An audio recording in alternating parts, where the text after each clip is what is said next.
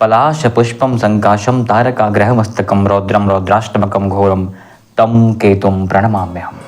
नमस्कार मित्रों, मेरा नाम है ब्रजेश मिश्र। मैं ज्योतिष और विज्ञान का छात्र आपका स्वागत करता हूं आपके अपने ही channel scientific astrology with Brajesh Mishra पर। यहाँ पर हम ज्योतिषीय घटनाओं का बहुत ही व्यवहारिक और वैज्ञानिक दृष्टिकोण से आकलन करते हैं, समझने का प्रयत्न करते हैं कि कोई ग्रह की गति बदली है, गोचर बदला है तो हमारे जीवन में किस एस्पेक्ट में कैसे ये लाभ और हानि कर सकता है।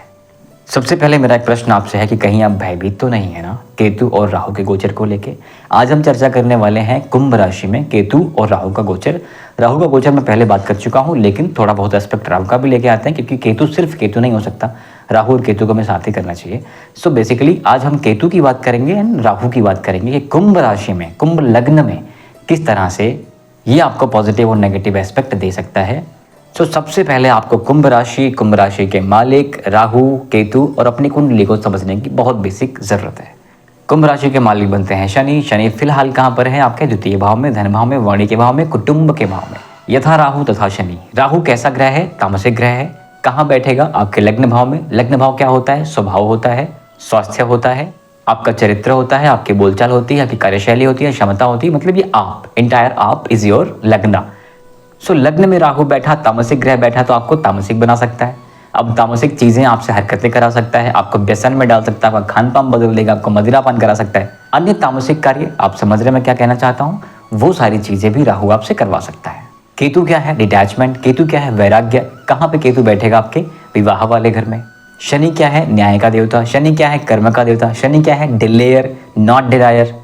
तो इतना बेसिक एस्पेक्ट लेकर के, बेसिक समझ लेकर के हम आगे बढ़ते हैं और समझते हैं कि यदि राहु केतु का गोचर है तो कहाँ कहाँ और कैसे कैसे इम्पैक्ट क्रिएट करने वाला है। ठीक है, सबसे पहले तो मैं आपको बोलूँगा कि आप बिल्कुल घबराइए मत।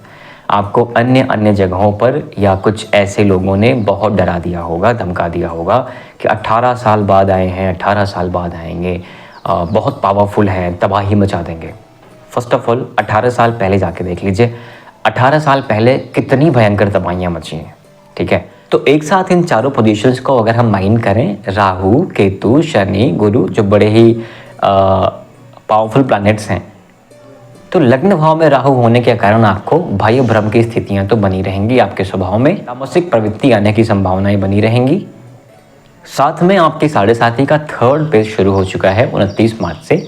जो दूसरा फेज लास्ट के 2.5 साल थे ना, मैं आपको अश्योर कर सकता हूं कि जो बीते 2.5 साल थे, उस 2.5 साल से ये वाला फेज तो बेटर होने वाला है। 7.5 का तीसरा फेज आपको उतना परेशान नहीं करता है। सो इसलिए जो भय भ्रम की स्थितियां आपको 7.5 को लेकर भी उत्पन्न हो गई हैं, मानसिक, फिजिकल, इमोशनल इम्बैलेंसेस के चक्कर में आप बहुत परेशान चल रहे हैं, सो ईज इट। थोड़े से प्रयत्नों के साथ अपने इस कंडीशंस को आप बेटर कर सकते हैं। इसलिए आप बिल्कुल निश्चिंत रहिए और जो भय भ्रम की स्थितियां आपको बन रही हैं, उस भय भ्रम को ऑब्जर्व करिए, एनालाइज करिए कि क्या वो भय भ्रम उचित है या अनुचित है। मैं आपको एग्जांपल देता हूँ, मैं ऐसा क्यों कह रहा हूँ। हमारी बॉडी का जो डीएनए ट्रैवल करता है ना, एक लंबी जर्नी रही है डीएनए ट्रैवल करने की। अगर हम पिथेकस पे निएंडरथल, होमो सैपियंस का जो सीरीज देखा जाए ना, उस सीरीज में भी अगर हम स्टोन एज की बात करें, आदिमानवों की बात करें, तो हम जानते हैं कि किस तरह सर्वाइवल बहुत मुश्किल हो गया था। गुफाओं कंदराओं में हमारे पूर्वज रहा करते थे। जब आज के 1,00,000, 1,50,000, 2,00,000 साल पहले उन गुफाओं कंदराओं में एक सेंस ऑफ इनसिक्योरिटी हुआ करती थी। सस्टेनेबिलिटी पे क्वेश्चन था कि कब शेर बाघ आए और खा ले। वो रात भर चौकन्ने होकर जगा करते थे। हमारा सबकॉन्शियस का डेटा वहीं से ट्रिगर होता है। एक पैटर्न यहाँ पर अभी भी सेव है कि आपका सर्वाइवल इसकी पहली प्रायोरिटी है, आपकी सस्टेनेबिलिटी इसकी पहली प्रायोरिटी है। जब भी कंडीशन ऐसी बनेगी, कुछ पैनिक होने की संभावना है, कहीं से कुछ नुकसान होने की संभावना है, तो ये आपको ट्रिगर करेगा, इंफॉर्मेशन भेजेगा, अलर्ट करेगा, एंजाइटी देगा, स्ट्रेस देगा। इसलिए हर एंजाइटी, हर स्ट्रेस, हर भ्रम, हर भय को हमें एनालाइज करना है कि भूतल पर उसमें क्या सच्चाई है। क्या जो भय भ्रम की स्थितियां उत्पन्न हो रही हैं, कुछ संभावनाएं हैं नुकसान होने की? यदि हाँ, सतर्क रहिए। यदि वो सारी संभावनाएं सिर्फ ओवर थिंकिंग है, ऐसा रियलिटी से संबंध होना सिर्फ 1% या 0.1% है, साइड करिए, अपने कर्म क्षेत्र में आगे बढ़िए। हर भय, हर भ्रम आपको रोकना डिजर्व नहीं करता। आपको एनालाइज करना है, केयरफुल रहना है एंड देन मूव करना है। केतु कहाँ है? केतु बैठे हैं आपके 7वें घर में।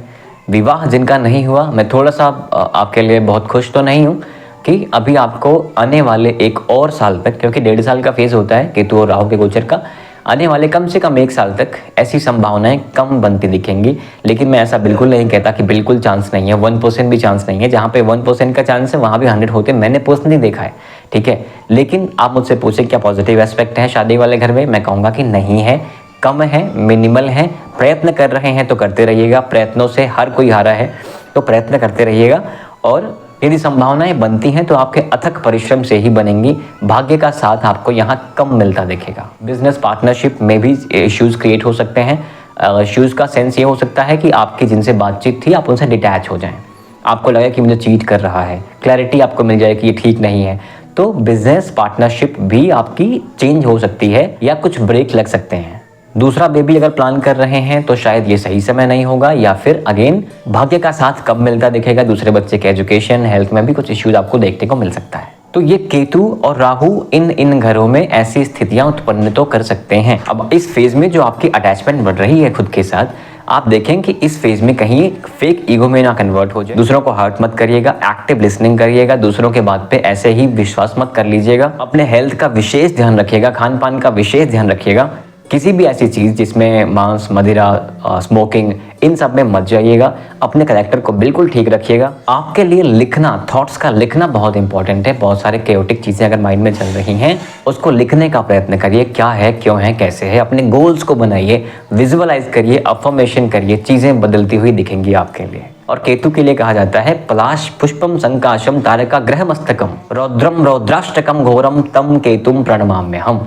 तो इनके क्रोध की दृष्टि से बचने के लिए आपको मेडिटेशन, ध्यान, डीप ब्रीदिंग प्रैक्टिसेस, भगवान शंकर के शरण में जाना, भगवान गणेश को दूर्वा समर्पित करना, कुत्तों को भोजन कराना, आवारा कुत्तों को खिलाना, ये बहुत ज़रूरी और बहुत हेल्पफुल हो जाता है। सो ये है एक जनरल प्रेडिक्शन। अब आपके ग्रह कौन कौन से हैं उस पर डिपेंड करता है, लेकिन जो ये वर्तमान गोचर राहु और केतु का है, ये आपके लिए बहुत घबराने की चीज़ नहीं है।